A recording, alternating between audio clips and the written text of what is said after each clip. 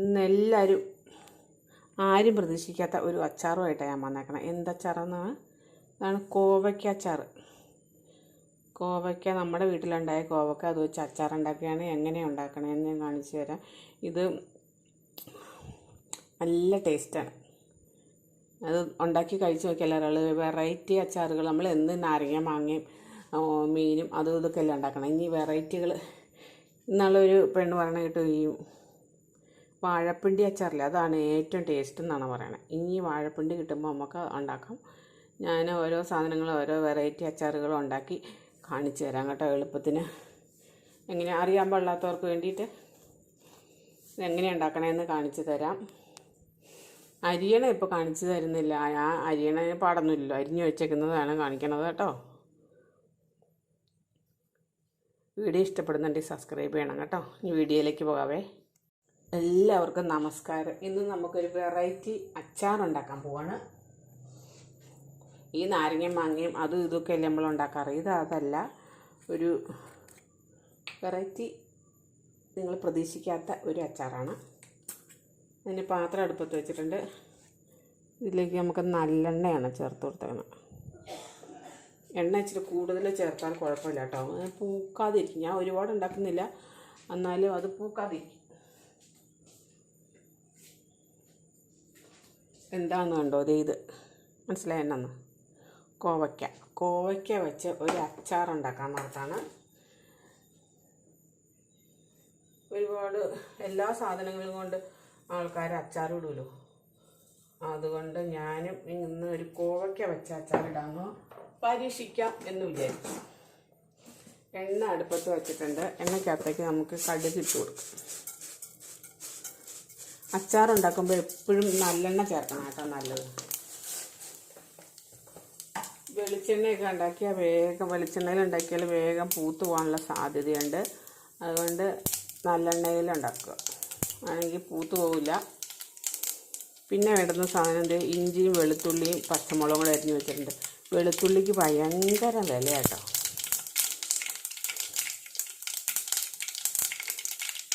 പൊട്ടി കഴിയുമ്പോൾ തന്നെ ഇതിനകത്തേക്ക് അതിൻ്റെ പച്ച മണമൊന്ന് നമുക്ക് നമ്മുടെ കോവയ്ക്ക് എങ്ങടെ ഈ എണ്ണയ്ക്കകത്തേക്ക് ഇട്ടിട്ട് ഒന്ന് വഴറ്റിയെടുക്കണം. ഒന്ന് വഴറ്റിയാൽ മതി.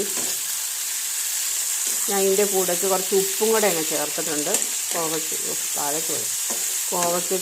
ആവശ്യമുള്ള കുറച്ച് ഉപ്പ്.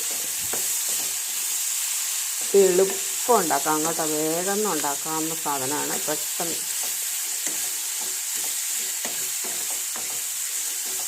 കുറച്ച് ഉപ്പും കൂടെ ചേർക്കണം. അച്ചാറിന് ആവശ്യമുള്ള ഉപ്പ് ചേർത്തേക്കാം. ഉപ്പ് ഇച്ചിരി മുമ്പ് നിന്ന് നോക്കുന്നത് കുഴപ്പമൊന്നുമില്ല കേട്ടോ. കുറച്ച് കഴിയുമ്പോഴത്തേനും പാകായി.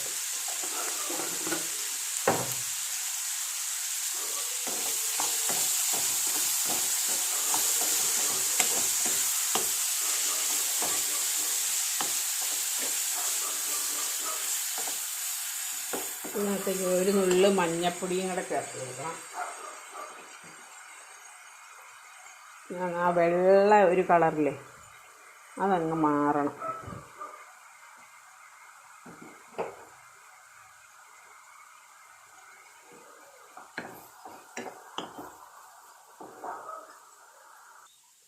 ആ കോവയ്ക്ക് ഒന്ന് വാടിയിട്ടുണ്ട്, പക്ഷെ പയ്യെ ഒന്ന് വാടിയാൽ മതി കേട്ടോ. എന്നിട്ട് അച്ചാർ ഇരുന്ന് അങ്ങ് സോഫ്റ്റ് ആകണം.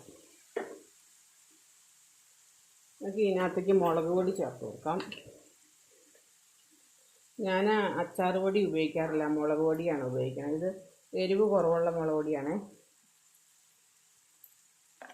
എരിവ് കുറവുള്ള മുളക് പൊടിയാണെങ്കിൽ ഭയങ്കര കളറാണ്. മേടിക്കുന്ന മുളക് പൊടി ഇച്ചിരി മുളക് മേടിച്ച് പൊടിക്കാൻ നോക്കണം. ഇനി ഇതിനകത്തൊക്കെ ഏറ്റവും കൂടുതൽ വിഷം വരുന്ന സാധനമാണ് മുളക് പൊടി. നോക്കിയിട്ടിടണം കേട്ടോ. എല്ലാവർക്കും അവനവൻ്റെ ആവശ്യത്തിനുള്ള എരിവ് കിട്ടാൻ പാകത്തിനുള്ള മുളക് പൊടി ചേർക്കണം.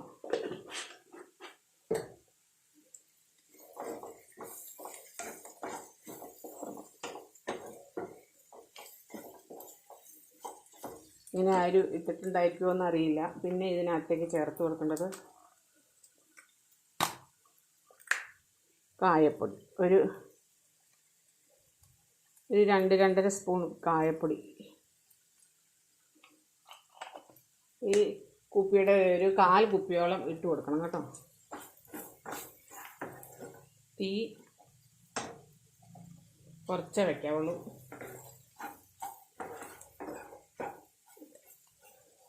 ഇതിനകത്തേക്ക് നമ്മൾ ഉപ്പ് നോക്കണം. പിന്നെ പുളിക്ക് ആവശ്യമായിട്ട് വിനാഗിരിയാണ് ചേർത്ത് കൊടുക്കുന്നത്. ഒരുപാട് ചാറ് പോലെ ആക്കാനുള്ളത് വേണ്ട. ഇപ്പോൾ വിനാഗിരി ചേർത്ത് നമ്മൾ ഉണ്ടാക്കി വെച്ചാൽ ഇന്നും നാളെ കൂട്ടിയാൽ ടേസ്റ്റ് അറിയത്തില്ല. 2 ദിവസം കഴിയണം.